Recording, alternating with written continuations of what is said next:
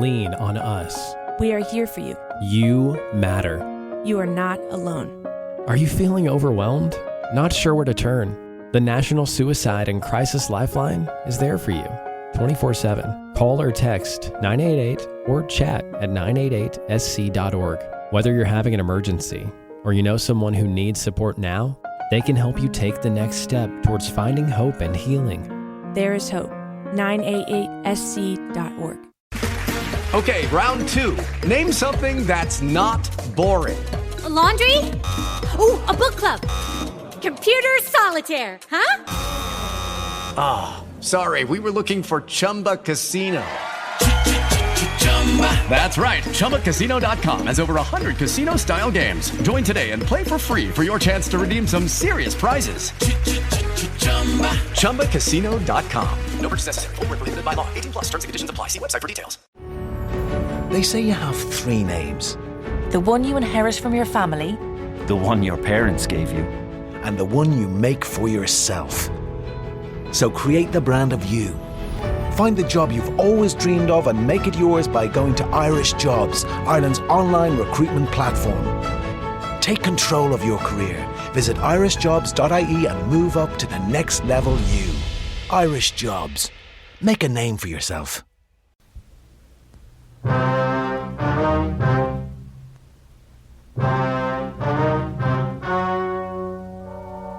The story you are about to hear is true. The names have been changed to protect the innocent. Fatima Cigarettes. Best of all, king-size cigarettes brings you Dragnet.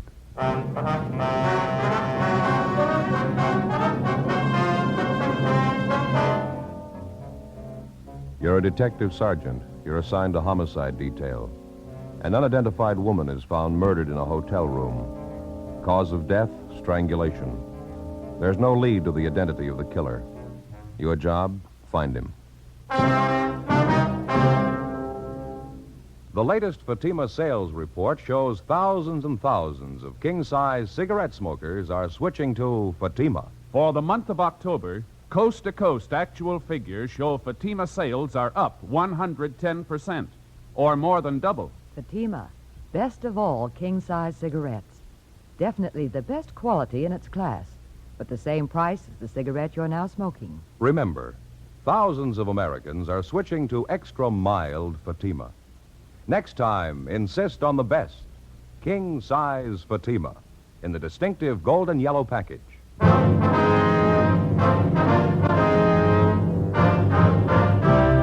Dragnet, the documented drama of an actual crime.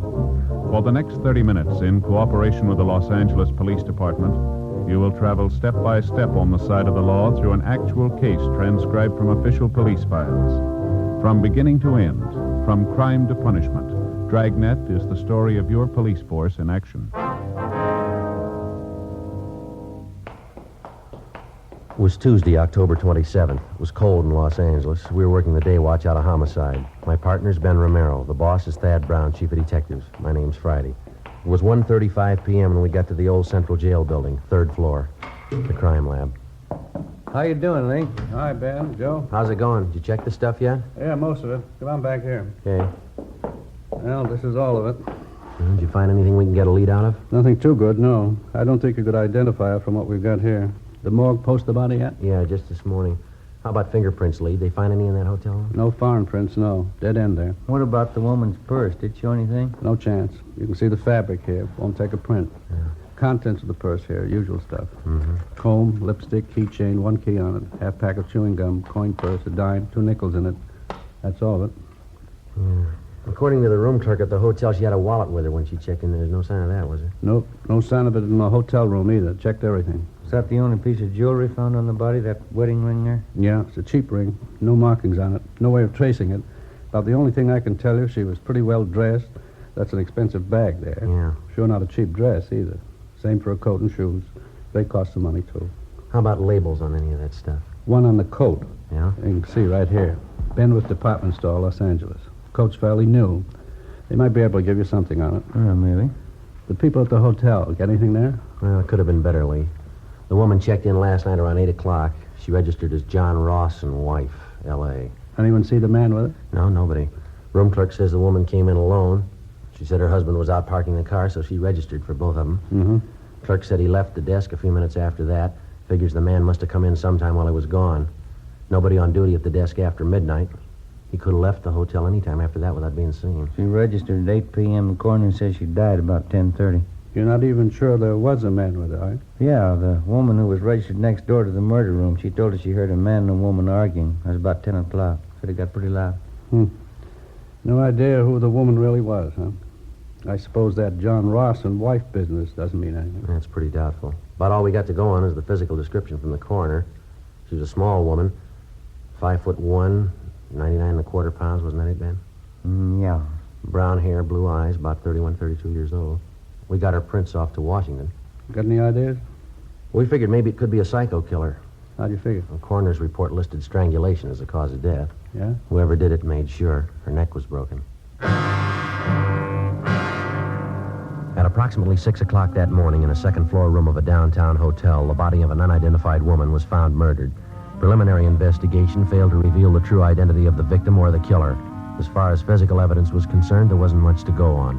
The deep bruises on her neck and throat, along with the crushed vertebrae at the base of her skull, indicated a savage attack. 1:55 p.m. Through the label on the dead woman's coat, we traced the garment to a department store where it had been purchased, but they had no record on it. It was a cash purchase, and the salesgirl couldn't remember the customer. Investigation during the next 2 days failed to turn up any leads. We showed a morgue picture of the victim to bartenders, waitresses, parking lot attendants in the vicinity of the hotel. They couldn't identify her. We rechecked tenants and employees at the hotel. That got us nothing. Thursday, 5:48 p.m. One answer I'd sure like to find. Yeah? The victim was a nice-looking woman, well-dressed, nice clothes. How come she'd stay in a cheap hotel down the neighborhood like that? It doesn't jibe for my money. Well, that's hard to say. Sure got me stopped.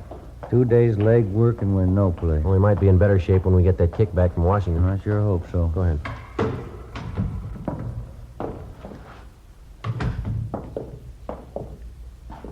Hey, excuse me? Well, yes, sir. Can we help you? Well, no, I don't know. Guess that all depends. I'm waiting for a couple of detectives here. Well, who is it you wanted to see? A couple of detectives. And who are they? Well, it's pretty confidential, you know. I have to talk to them. They told me to see Friday and Romero. Ben Friday and Joe Romero, detectives handling the case. Yes, sir. I'm Joe Friday. This is my partner, Ben Romero. We're handling the case. What do you want to see us about? They said you were working on that murder case?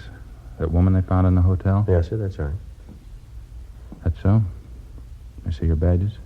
Yes, sir. Here's our identification. Mm-hmm. Read about that murder in the paper, you know. You better come over here. Yeah.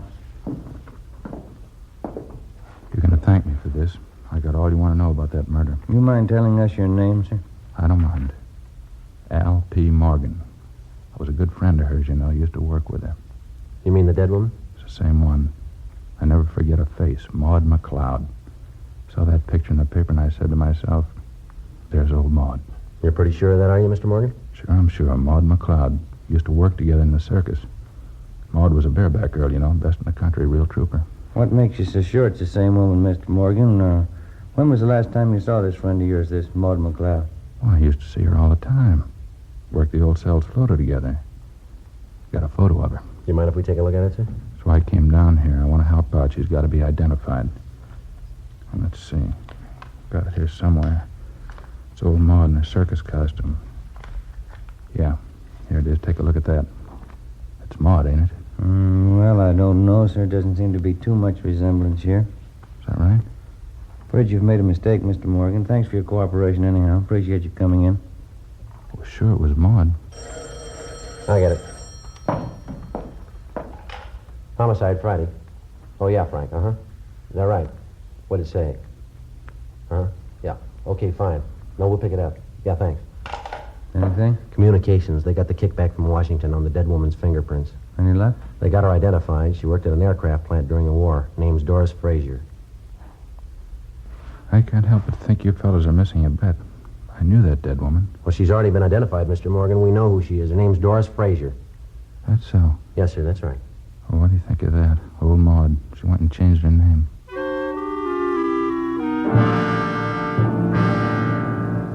Thursday, Tuesday, 6:35 p.m. Ben and I went down the hall to communications and got a copy of the kickback from Washington. The murder victim was identified as Doris Eileen Frazier.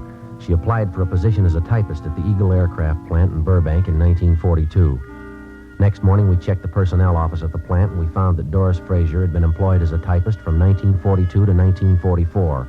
In going over her application, we found her last known address listed as 7346 Oakdale Avenue. Her application stated she was single, with no previous employment, with no known relatives.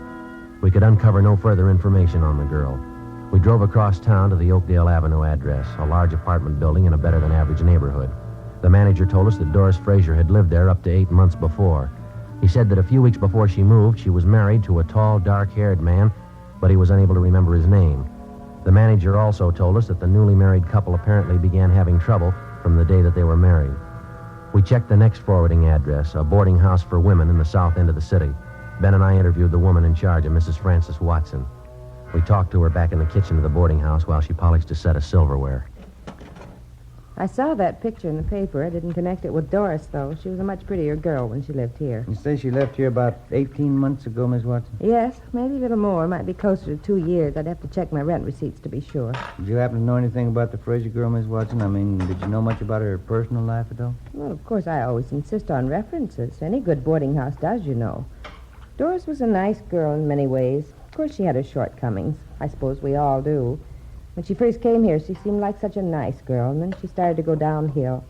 I just don't know what got into her. Well, how do you mean, ma'am? Was she in some kind of trouble? Well, of course, when she first came here, we didn't know it, but she was married.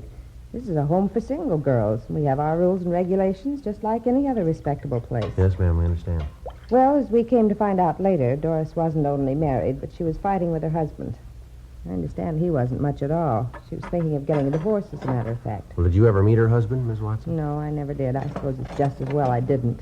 I understand that Doris left him after they'd been married only a few months. Mm-hmm. Do you know what his name is, ma'am? No, I have no idea. Or Doris always used her maiden name when she was with me. Then you never saw this man, Miss Watson? He never came to the house here?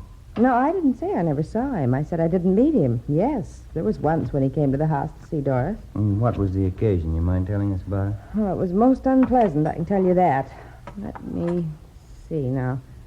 Yes, Doris had been here about 6 months. Even by that time, I was beginning to see the real side of the girl. No character, Sergeant, no character at all. It shows up every time. Yes, ma'am. I wonder if you'd go on, please. Well, as I was saying, it was after about 6 months when this man brought Doris home late one night, about 1:45, I'd say, upset the whole house. How was that, ma'am? The two of them, this man and Doris, they stood right out there in the hall, had a terrible quarrel. The language, it was dreadful. The top of their lungs, too. My husband went out to quiet them down, but the man left before he had a chance to calm him down. He upset the whole house. Uh-huh. Now, this man that the Frazier woman was arguing with, you're sure that was her husband? Well, as sure as I can be. That's what Doris told me, anyway, the day after. I called her in and told her I just couldn't tolerate behavior like that. It upset her quite a bit, I remember. She cried, said it wouldn't happen again. That's when she told me she was trying to get a divorce. Is that what the big argument was about? Would you know that? Yes, she said she wanted a divorce, and her husband didn't. He wanted her back with him. Certainly is sad the way some people mix up their lives. Yes, ma'am. By any chance, did you get a good look at this man, husband, I mean? Well, he was tall and had dark hair. That's about all I remember. He was well-dressed, too. I see.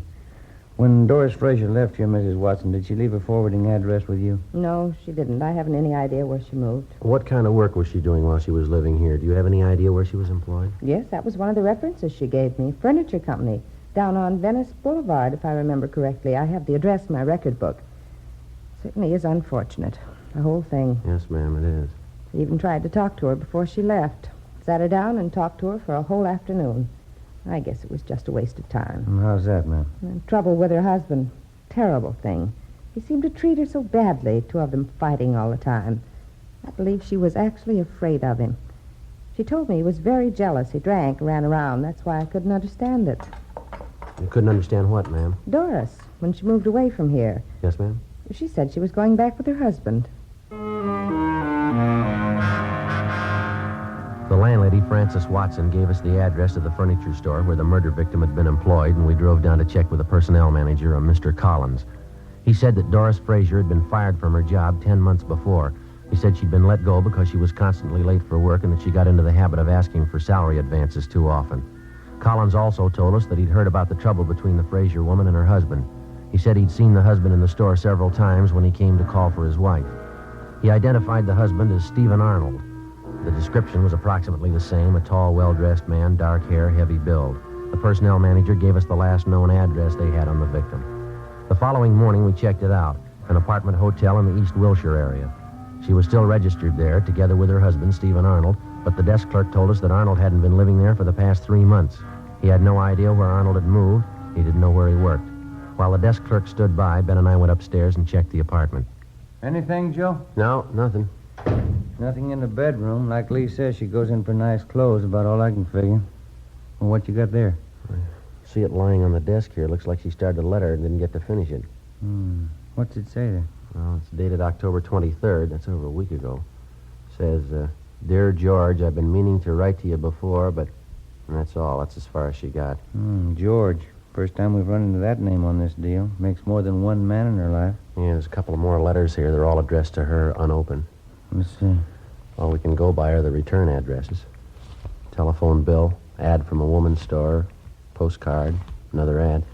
Here's something. Santa Monica postmark. Yeah. Check the name on that return. Yeah. Stephen Arnold. 12:35 p.m. We called the office and checked Stephen Arnold through R&I. He had no criminal record. The return address, which he'd listed on the envelope of the letter to his wife, was 10826 Pacific Front Boulevard. We located it on the beach just below Santa Monica. It was a small hamburger stand owned and operated by the dead woman's husband. No, I haven't seen Doris for a couple months anyway. Why? I understand you had an apartment with your wife in the East Wilshire neighborhood. Is that right, Mr. Arnold? Yeah, that's right. Mind telling us why you left? No, I don't mind. Want to move closer to my work, that's all. That place is way too far out. Well, how is it your wife didn't move with you, sir? She wanted to stay close to town. Doesn't care for the beach much. Bad for his sinus, I guess. Well, did you have an argument with your wife, Arnold? Some kind of a disagreement? Is that one of the reasons you moved? Yeah, you might call it that. We're getting a divorce. That's so? Yeah, it was the best thing all the way around. It's been nothing but fighting and scrapping the last year anyway. We decided to call it quits. Will you excuse me a minute? I got to put some cold drinks in this cooler here. Yeah, go right ahead. Would either of you care for a cold drink? No, no thanks. Coke, maybe? No thanks. Did you get the divorce from your wife, Mr. Arnold? Yeah, that's right. I'm divorcing her. Why do you want to know? You remember that last time you saw your wife, the exact date, I mean? No, I don't think I remember that. Been at least 3 months, I'll say that much. You spend most of your time down here at the beach, do you, Mr. Arnold? Yeah, that's right. I get into town once or twice a month. They sure you would like a Coke? No, I no wouldn't, thanks. Think I'll have one myself if you don't mind. Sure, I get a cold one here. Water sure is cold. How about last Tuesday night, sir? You happened to be in town that night? Oh, last time was 2-3 weeks ago anyway. Went in to see a show. I was working here last Tuesday night. Work every night except Monday. It's the only night I'm closed up. Uh-huh. Is there anyone who can vouch for that? I don't think I get this. Why do you want to know? Well, is there anybody who can vouch for you? Well, sure. Half a dozen people anyway. A fellow runs a place next door. The guys in the rest of the stalls up and down the way here, they can all vouch for me. I work till 1 a.m., same as usual. Hey, just a minute. Hey, Vic? Vic? Yeah, Steve? Hop over here for a minute. Something I want to talk to you about. Yeah, just a minute. Okay, Vic, thanks. He'll be right over. Hey, you fellas want a cup of coffee or anything? No, I wouldn't. Like to have change for that cigarette machine, though, if you don't mind. Oh, sure.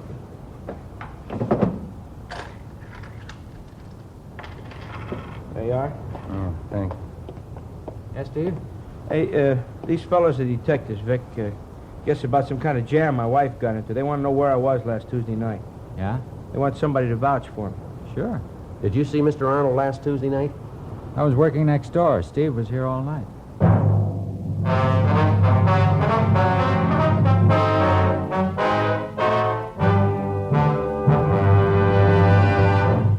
You are listening to Dragnet, authentic stories of your police force in action. Millions heard it, yet only 52 have written. Starting on Dragnet over 2 months ago, on September 20th to be exact, Fatima made a special money-back offer to more than 10 million listeners. The results? Amazing. Millions heard it, yet only 52 have written. If you smoke king-size cigarettes, listen to Fatima's famous offer. Buy a pack of Fatimas. Enjoy their extra mildness and superbly blended tobaccos. If you're not convinced, Fatima is better than the king-size cigarette you're now smoking. Just return the pack and the unsmoked Fatimas before December 1st, and we'll give you your money back plus postage. Fatima, Box 37, New York 1. Fatima's latest sales report shows Fatima sales up in every state in America. The month of October, coast to coast, actual figures show Fatima sales up 110%, or more than double. Yes, thousands and thousands of Americans are switching to king-size Fatima. So why wait? Switch to Fatima today. Extra mild. Best of all, king-size cigarettes.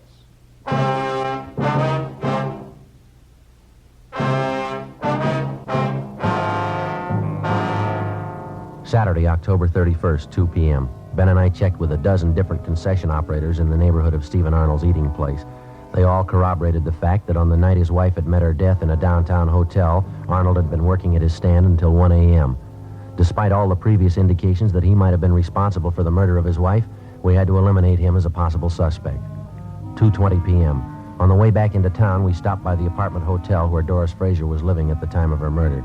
After checking further with the tenants and with the help in the building, we found out that the victim had been in the habit of eating most of her meals at restaurants in the immediate neighborhood. After some 2 hours of checking and running into 6 restaurants, we found a small coffee shop 4 blocks from the apartment building where one of the waitresses identified Doris Frazier's picture. Yeah, that's her, officer. Terrible picture, though. She looks so much older. About how often would you say Miss Frazier came in here, ma'am? Well, 3 or 4 times a week, I'd say. The bus stop's right out there on the corner. She'd usually have breakfast, then grab the bus and go to work. Some nights coming home from work, she'd stop in here for dinner. Nice girl, quiet. Did you get to know her at all, miss? I mean, did you happen to know any of her friends here in the neighborhood? No, as I say, she was a quiet person, not very talkative. Usually read while she was eating, book or magazine. Uh-huh. Did she ever come in here with anyone else? Do you know that? Yeah, quite a few times. She seemed to have a boyfriend. Of course, she was attractive, small, you know, but real cute looking. Mm-hmm. Do you happen to know any of these men? No, I'm sorry I don't. Any one of them in particular she came in with very often? Let's see. I think there was one, blonde, good dresser, kind of tall, good looking. They usually came in together for breakfast. How long ago was this, miss? Do you recall? Oh, I'd say up until a couple of weeks ago. I usually waited on him in the morning. That's how I happen to remember. I see. Did you ever happen to hear this man's name? Let me see. George, I think that was it, yeah. Uh-huh. Would you happen to know if he lives in the neighborhood? No, sorry, I don't. Has this man been in here during the past week, do you know? Yes, he has. He came in for breakfast. What day was that? This morning. Before we left the coffee shop, we questioned the cashier who came up with the information that the man known as George usually left his car parked at the service station across the street. We left our card and asked the cashier to call us in case the suspect returned. At the service station, they also remembered the man known as George, but they told us he hadn't been in for the past month. They'd done some work on his car for him in the past, so they had a record of his license number. We called our DMV and found that the car was registered to a Carl Lucy in East Hollywood. 4:45 p.m. We drove out and interviewed Lucy at his home, but he came nowhere near the description of the suspect. He told us that he had purchased the car 6 weeks before from a man known as George Crane. He described Crane as tall, blonde, and well-dressed. From the bill of sale, we got Crane's address, a motel on East Manchester. The manager there told us that George Crane had moved a week before. He said that Crane had left no forwarding address, but he did remember where he worked. He was a driller in one of the oil fields down in Long Beach. We checked the oil company's personnel office downtown, but they were closed for the day. 6:18 p.m. We went back to the office and pulled the package on George Crane from R&I. Get anything on him? Yeah, he's got a record. Here's the package here. Yeah. Nothing very heavy. Drunk charge 2 years ago. Another one last year. Disorderly conduct. Resisting arrest. That's about all. Let's see. Yeah, description checks out all the way. You called the night office of that oil company, did you? Yeah, they couldn't tell us anything. Said call back first thing in the morning. Want to reach you? I got it, yeah. Homicide, Friday. Who? How's that, sir? Oh, yeah, sure. Yes, sir. No, sir, I'm afraid not. Yeah, thanks anyway. You bet. Yeah, goodbye. Well, that does it. Who was it? That guy who was in here the other day. You remember that Alfred P. Morgan or whatever it was? Oh, what did he want? Wanted to buy us a drink. He's celebrating. Huh? His old friend Maud. He just found her.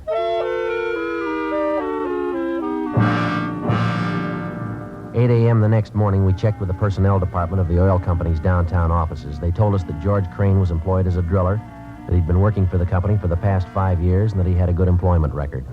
They told us he was on the day shift and that he was scheduled to report for work on Rig 619 at the Long Beach field at 8 o'clock that morning.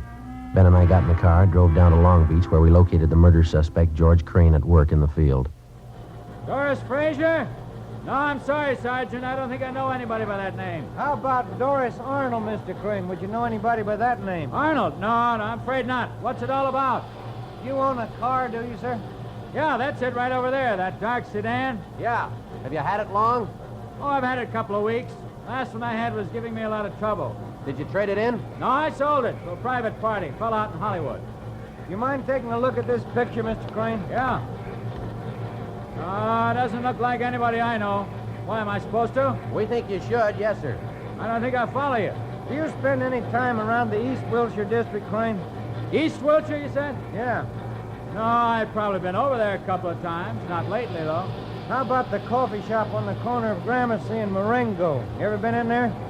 Not that I remember, no. Well, a waitress in that coffee shop and the cashier, too, they say they've got a pretty regular customer. He fits your description exactly.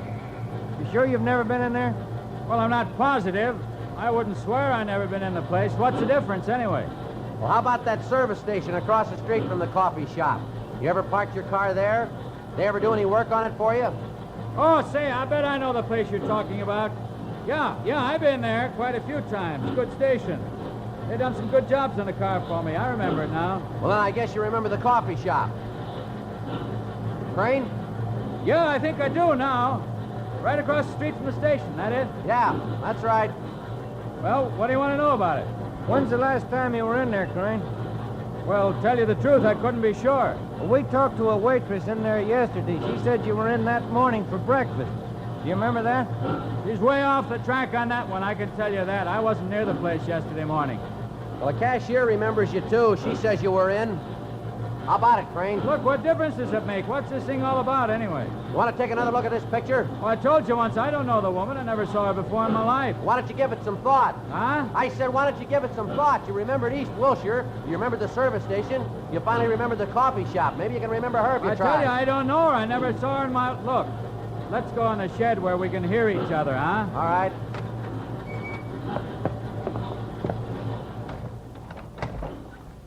Yeah, that's a little better, huh? The waitress in the place says you were in there quite a few times with a woman. You usually came in for breakfast. You stopped going there about 2 weeks ago. I don't know her. What's the matter, Crane? You figure you got something to hide? I don't know what you're talking about. I don't know her. What do you figure she's got to do with me, anyway? We checked her apartment, mister. We found a letter she was writing to you. You about ready to tell us? What's a letter? That doesn't mean anything. Can't prove anything by a letter. What are you thinking, anyway? We think you're lying, Crane. We think you got a reason for it. What do you say?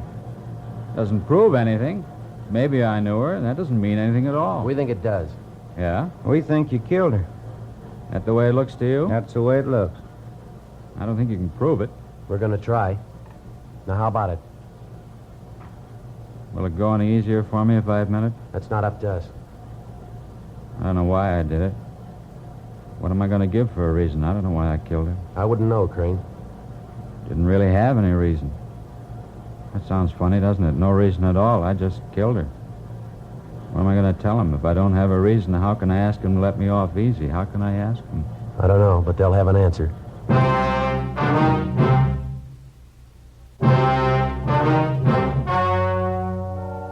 The story you have just heard was true. The names were changed to protect the innocent. On February 8th, trial was held in Superior Court, Department 92, City and County of Los Angeles, State of California. In a moment, the results of that trial. And now, here is our star, Jack Webb. Thank you. Friends, all of us on Dragnet sincerely hope that all of you enjoyed a happy Thanksgiving. And now, for a moment, we'd like to look ahead, pass along a gift suggestion for the coming holidays. Your neighborhood dealer now has Fatimas in colorful, smart Christmas wrappers. You'll find they make a perfect gift. Fatima's extra mildness and better flavor, Fatima quality, is bound to please every king-size cigarette smoker.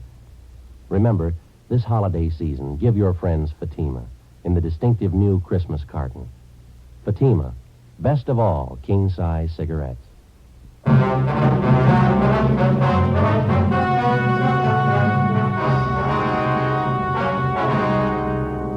George Martin Crane was tried and convicted in Superior Court of murder in the first degree. He is now serving a life term in the state penitentiary.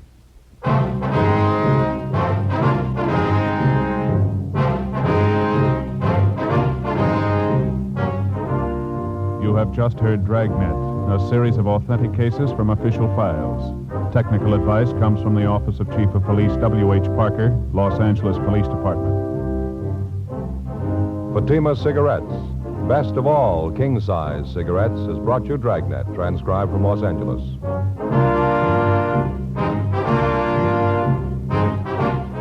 Next, Counter Spy fights international intrigue. Stay tuned to NBC.